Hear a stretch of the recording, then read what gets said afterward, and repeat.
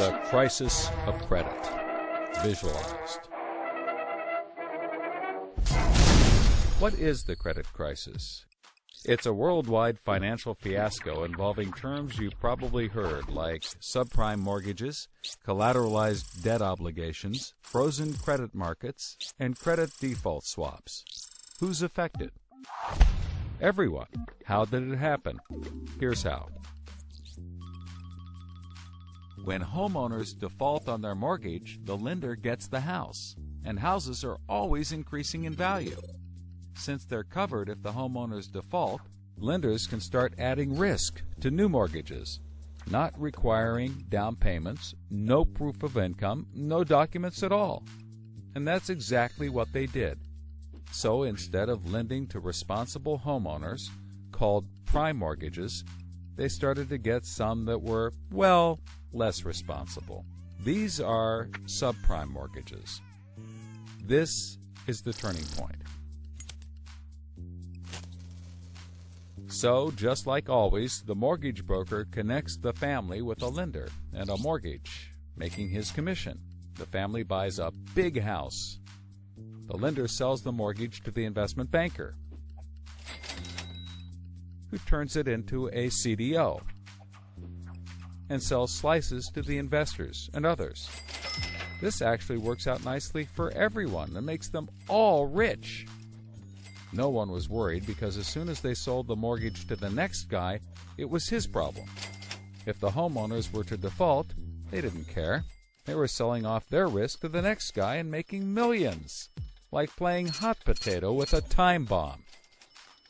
Not surprisingly, the homeowners default on their mortgage, which at this moment is owned by the banker.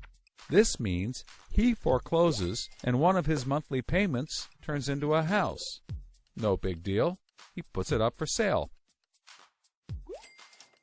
But more and more of his monthly payments turn into houses.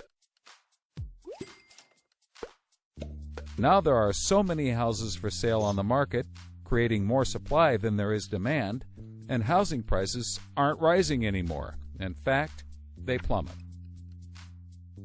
This creates an interesting problem for homeowners still paying their mortgages. As all the houses in their neighborhood go up for sale, the value of their house goes down, and they start to wonder why they're paying back their $300,000 mortgage when the house is now worth only $90,000. They decide that it doesn't make sense to continue paying, even though they can afford to, and they walk away from their house. Default rates sweep the country, and prices plummet.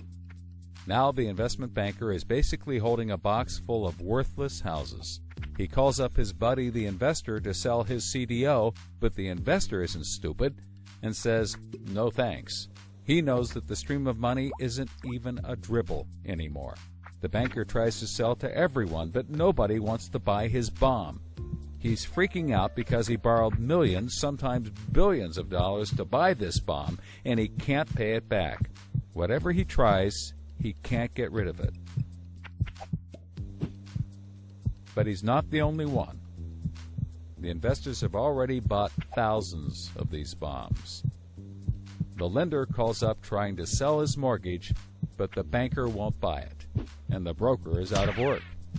The whole financial system is frozen, and things get dark.